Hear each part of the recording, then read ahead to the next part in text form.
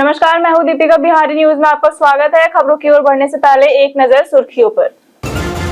सड़क हादसे रोकने को बिहार सरकार की नई पहल 2027 से स्कूलों में लागू होगा सड़क सुरक्षा पाठ्यक्रम। सचिव राजकुमार ने बताया जिम्मेदार नागरिक बनाने का प्लान। पूर्व अग्निवीरों को मिलेगा 20% आरक्षण। बिहार में 129 साल पुराने जेल कानून की होगी विदाई। अब बदलेगी बिहार की जेल व्यवस्था। विदेश जाने वाले कामगारों के लिए बड़ी पहल। विदेशी नौकरी से पहले मिलेगा विशेष प्रशिक्षण। बिहार से विदेश नौकरी होगा आसान। 100 अंकों से होगा शिक्षकों का ट्रांसफर। बिहार में शिक्षकों के तबादले का नया नियम। अब मेरिट के आधार पर होगा शिक्षक ट्रांसफर।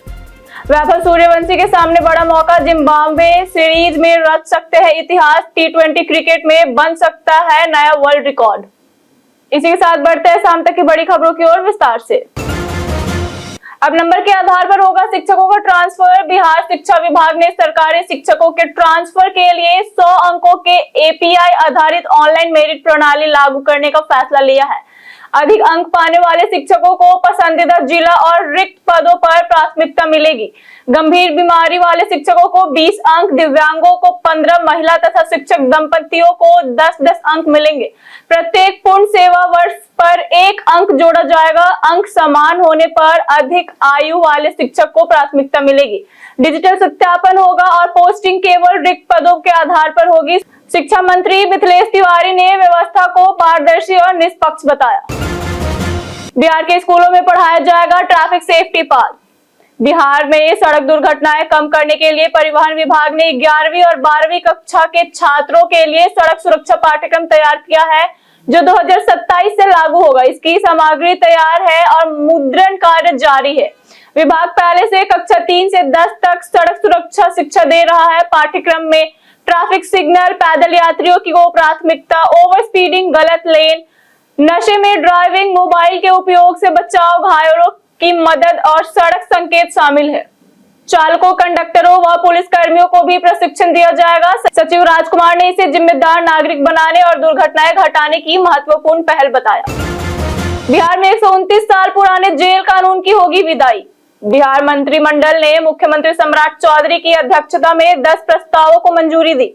सबसे बड़ा फैसला 129 साल पुराने जेल कानून की जगह बिहार कारा एवं सुधारात्मक सेवा विधेयक 2026 लाने का है। कानून के तहत जेलों को सिर्फ कैदियों को रखने का स्थान नहीं, बल्कि सुधार, पुनर्वास, कौशल विकास और बेहतर सुरक्षा व्यवस्था का केंद्र बनाया जाएगा। वहीं वन रक्षी भर्ती नियमों के संशोधन कर पूर्व अग्निवीरों को सीधी भर्ती में न्यूनतम 20% आरक्षण देने का निर्णय लिया गया है। सरकार का कहना है कि इससे प्रशिक्षित और अनुशासित युवाओं की सेवाएं को प्रभावी उपयोग होगा।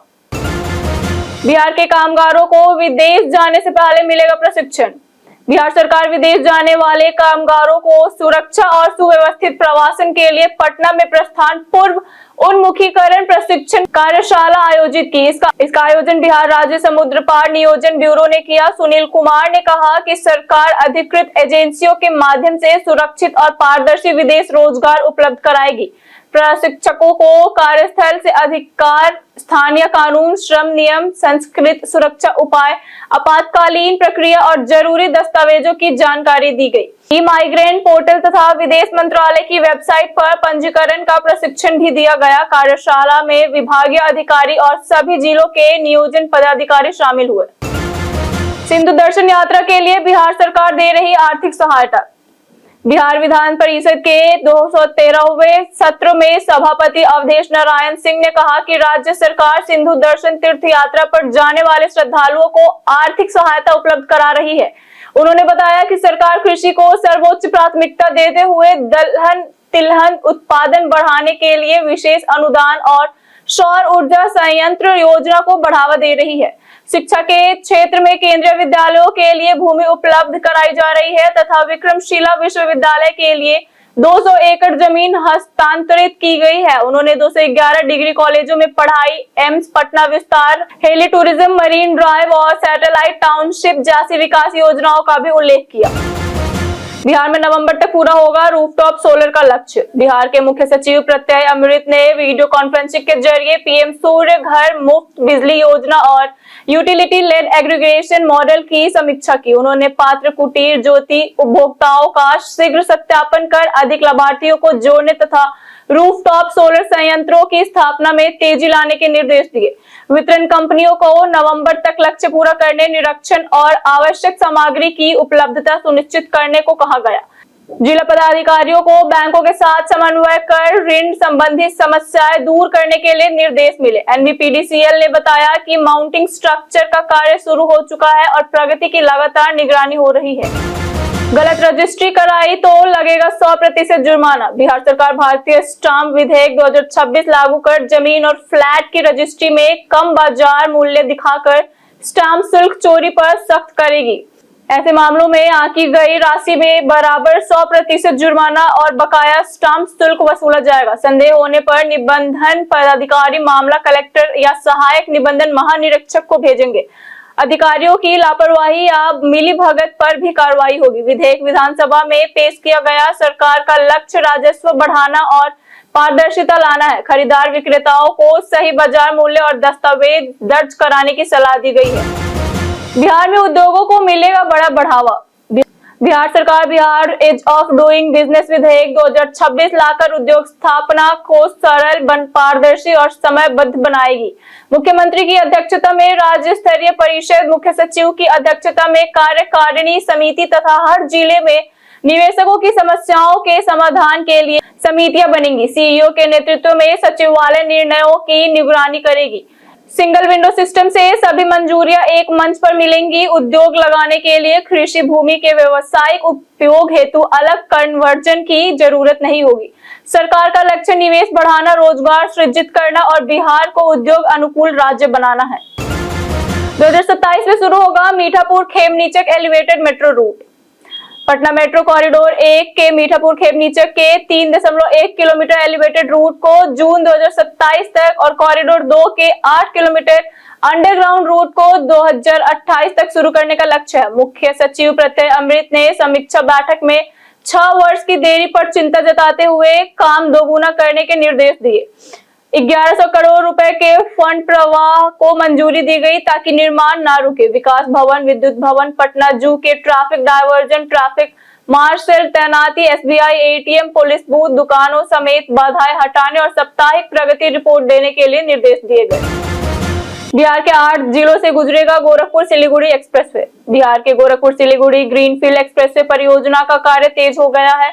पूर्वी चंपारण में भूमि अधिग्रहण अंतिम चरण में है और सीओ को 1 माह में खेसरा पंजी तैयार करने के लिए निर्देश दिया गया। मूल्यांकन पूरा होने के बाद रिकॉर्ड तैयार कर आपत्तियों के निपटारे के पश्चात मुआवजा दिया जाएगा।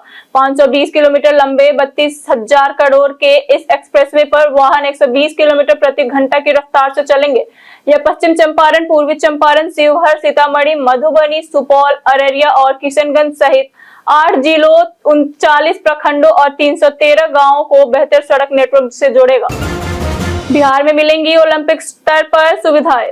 बिहार सरकार खिलाड़ियों को ओलंपिक स्तर की सुविधाएं देने और अंतरराष्ट्रीय स्तर का स्पोर्ट्स इंफ्रास्ट्रक्चर विकसित करने की तैयारी में है। खेल मंत्री श्रेयसी सिंह ने उच्च स्तरीय बैठक में नए स्टेडियमों के नक्शे संशोधन, यूटिलिटी एरिया और वाटर स्पोर्ट्स विकास की समीक्षा की। उन्होंने अधिकारियों को स्टेडियम परिसर का बेहतर उपयोग सुनिश्चित करने का निर्देश दिया है।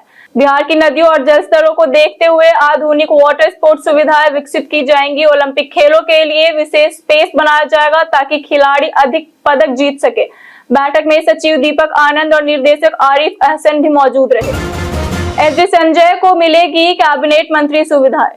बिहार सरकार ने महाधिवक्ता सत्यदर्शी संजय, एसडी संजय को कैबिनेट मंत्री के समान रैंक और सुविधाएं देने का निर्णय लिया है। इसकी अधिसूचना विधि विभाग के सचिव बलराम दुबे ने जारी की। अब उन्हें सरकारी वाहन सुरक्षा, सरकारी आवास और अन्य प्रोटोकॉल सुविधाएं मिलेंगी। सरकार ने इसे महाधिवक्ता पद की गरिमा और जिम्मेदारियों के अनुरूप महत्वपूर्ण कदम बताया है।